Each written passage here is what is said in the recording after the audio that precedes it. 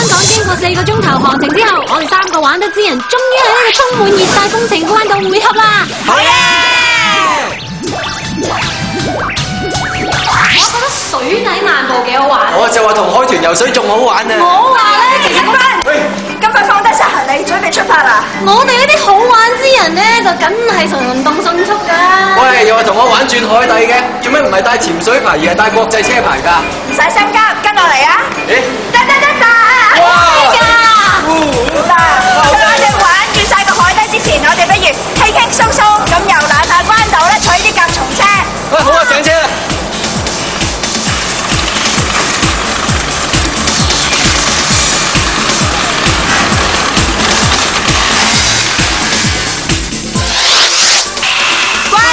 時篇雖然關島就只有半個香港咁大，人口仲唔夠10萬添，但係呢度嘅風景名勝、迷人嘅海灣，每年就吸引咗接近100萬嘅遊客㗎。所以當我哋經過最熱鬧嘅聖維多利大道嘅時候，兩邊嘅5星級酒店同埋大大細細嘅購物中心，都俾我哋啲遊客佔據咗㗎。除咗充滿美國色彩嘅街道之外，呢個西班牙廣場就係前西班牙總統府嘅遺址，佢象徵西班牙人由16世紀開始統治關島超過300年嘅。所以到咗今日，島上嘅原居民大部分都仲係信天主教嘅。不過由美國童子軍所贈送嘅自由神像同埋寧靜嘅太平洋戰爭紀念公園，就代表咗關島仲經歷日本同埋美國文化嘅影響添。至於曾經一度係保護關島嘅西班牙大炮，而家就似裝飾品多過武器啦。戰爭就好似呢支古老大炮咁，成為咗過去嘅歷史啦。但係我哋嘅激玩旅程而家先開始。好，等我哋嚟玩轉海底先啦。好，玩轉水底篇。唔好以為呢個係機械工。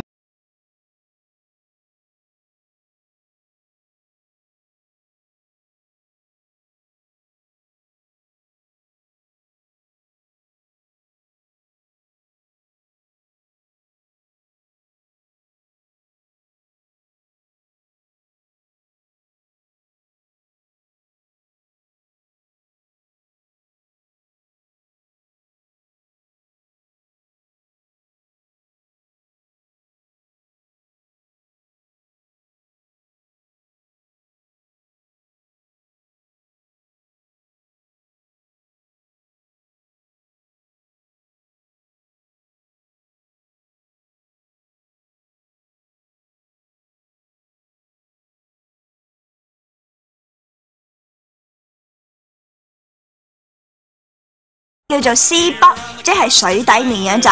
除咗有氧氣筒連接呼吸罩之外，無論轉方向同駕駛方式啊，都同普通電單車冇乜分別㗎。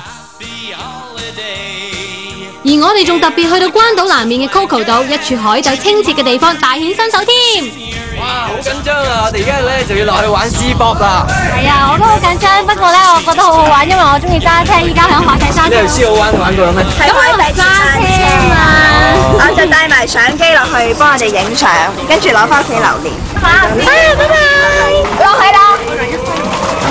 由於唔使孭住個氧氣樽，個人一坐落 Sea Bop 之後，就唔會感覺到有咩重量嘅，直情好似太空漫遊咁啊！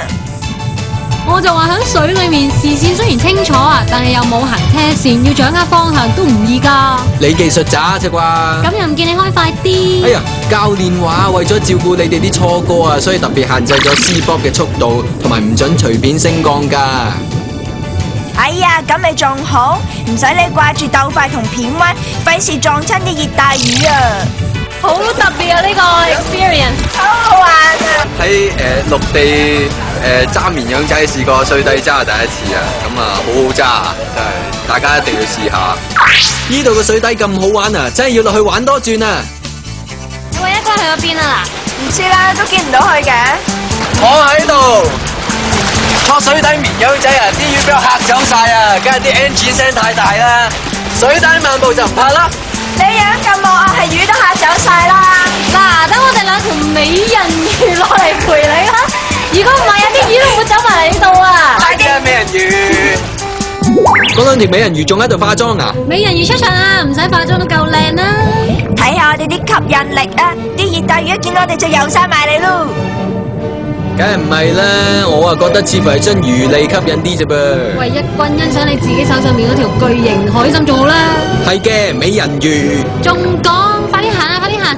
哎呀，但我隻腳開始有啲攰啦。吓？